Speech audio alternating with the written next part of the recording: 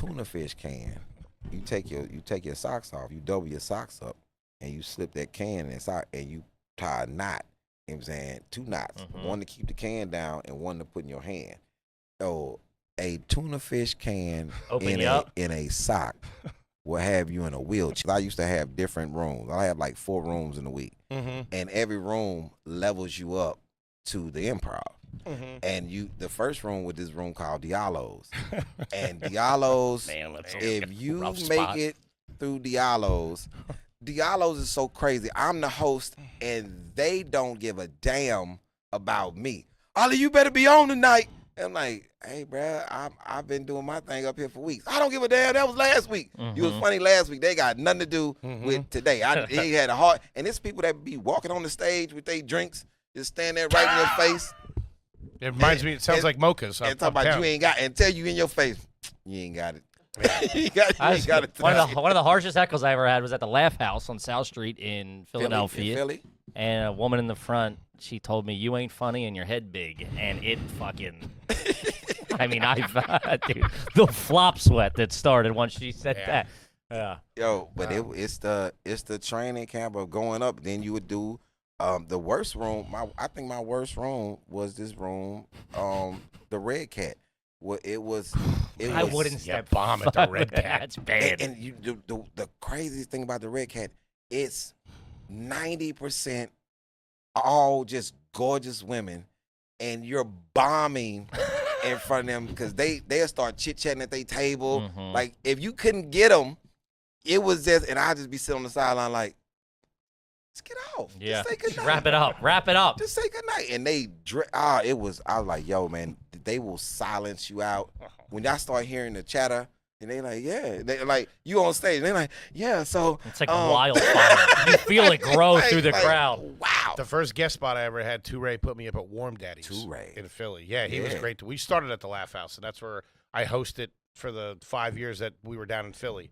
And, got up to feature and all that kind of stuff. It was me, Cotton, Cassidy, Ian Finance, and Richie Redding, of course. And Richie Redding. And it was quite the education, as you would know. Gives me a spot at Warm Daddy's. It's like a Sunday. It's packed out. Everyone looks good. Food's going around. Everybody's fresh. And I go up there, and I do like a 10-minute bit about sledding and skiing. Silence. You've ever been to Aspen? He comes up. He's like, hey, man, don't worry about your turns. He's like, this motherfucker talking about skiing in front of a room full of black people. That murders. My shirt blew off me as I was getting off the stage. I'm going to say this. I have never been so jealous in my life. Because I was going to let it just slide by because you said you performed at the Laugh House in Philly. Then you came back with the Laugh House in Philly. Extent at the end of the day, holds a grudge. It was a spot in Houston, the Laugh Spot. Would never book me, and was the craziest thing. This guy that I got booked on the Tom Joyner cruise. Okay. I had never seen his set anything. He was a hypnotist. Hypno Bro, he passed away. Tom Joyner. R.I.P. to Hypno, because Tom Joyner has this huge cruise. His name was Hypno Bro? Yeah, Hypno That's Bro. Pretty good. And he was good too. Tom Joyner has this huge cruise. Okay.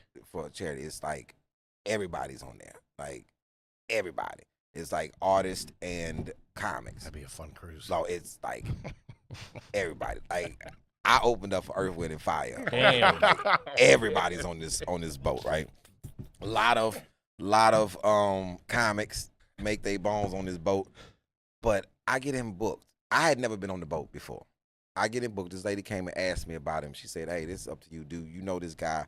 He's from Houston, named Hypno Bro. I've never seen his performance ever a day in my life."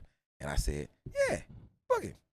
They booked him. He went on. He did a good job. I think he got booked again after that. So then the guy named Pete, who owned the Laugh Spot, I'm Chris Hall is trying to get me booked there, and the guy asked Hypno Bro about me, and Hypno Bro say, "Well, I've never seen him perform in front of a white audience." Damn. What the fuck? And sandbagging son of a bitch. They didn't book me, and me and him never. Was he white or black? He was black. Hypno Bro was black. You think Hypno Bro was white or black? Yeah, I never seen him. Jewish before. kid. I had never seen him perform, and I Yeah, but you vouch for him. and I just vouch for him. The white audience he thing, had too. What the fuck seen is me that? perform at the Houston Improv with a mixed audience. What the hell does a white? I said, you know something, and I never we never spoke again. And he passed, and I was like, oh okay, but I was sad that he passed, but I never spoke to him again. Like did you just say that you never? No, I don't. That's Yeah, crazy. Just, yeah, What the hell does that have to do with If it? anything, I've. DL had never seen me perform in front of a white audience either. And the second time we went out, we went to Austin. We was at. I've never seen him in front of an Indian audience. We was at Pakistani. we was at Cap City. I know Italians don't like him. What the fuck? It was more black people in the green room. it was me, DL, and Derek Keener, and there was one other black person in the whole thing. He was the waiter, and I'm like, yo, I'm like, what does the? It's like they have a booth with almost every restaurant on the island. Wow. That's in this camp, and then they have a main stage. They have performers on the main stage, and then they have this crazy band. Maybe like I'm gonna say 75 people in this band, and it's crazy. Really? And it's a really, really good time. Conch fritters? They got conch fritters down there? Oh man, they got conch everything. Crack conch on the shell, conch salad, conch fritters, conch everything. I've been Now, dying for a conch this fritter. is a Turks and Caicos deep cut because they don't have like any sort of TSA pre-check or anything down there. Do you pay for that service that comes and gets you? I pay for the fast pass. Wait, what? They don't have what? That is some. They come and pick you up and like Escalades. It is some fucking. You move presidential down there. It feels. You mean there's no? Just say it again. They call it the fast pass or something. It's fast pass. It's like Disney World. There's no kind of preferential boarding, regardless of at the airport, what a status you are, what class of ticket, nothing. You're down there. It's like last chopper out of Nam. That airport needs a little fucking update. You got pre-check on your ticket for no apparent reason. Yeah. Okay. You got nothing. TSA pre-check means nothing. It means dick. They ain't fucking hell. They ain't never seen you. They ain't never heard it. Take your shoes off to open your head. Everything. Everything. You gotta get that fast. You gotta get the fast. You show up. It's literally like they're evacuating the island. It's thousands of people. There's no lines. It's fucking crazy, dude. It's crazy. Turks Airport is insane. It's wild. And wild. They lounge. It's like a Greyhound bus station. They lounge is the worst Dude, lounge it's crazy ever. They have a priority lounge there, and it's like I just looked in the window. I was like, it's just chairs. It is. That's what you get. It's like you just waiting to get a passport or something. It's just chairs. It's like the DMV. It's like, yo, we're not paying for that. So you just go upstairs where they have a lounge up there, the Sky Lounge. You just order your stuff and they put it in a little plastic container and bring it. Yeah. Oh, but that downstairs lounge, you wasting your time. Unless you want to be secluded. If you want to know what prison is like, just go in there and just sit with your luggage. It's like you've seen that show Customs, like when somebody gets busted. It's like you in there. Yeah. Like it's crazy town. I love that. Yeah. But they call it's pretty inexpensive. It's not crazy money. Like $100 a person or something like that. Maybe more. Yeah. I don't know. For fast pass, they come, they pick you up at your hotel. They did us. Yeah. They drive to the airport. They drop you off. They walk. And it's different types of spreads. Like it's not one spread. This is the thing about people who been incarcerated. Sometimes they make up shit that they didn't do. Call my boys pussies. I respect it.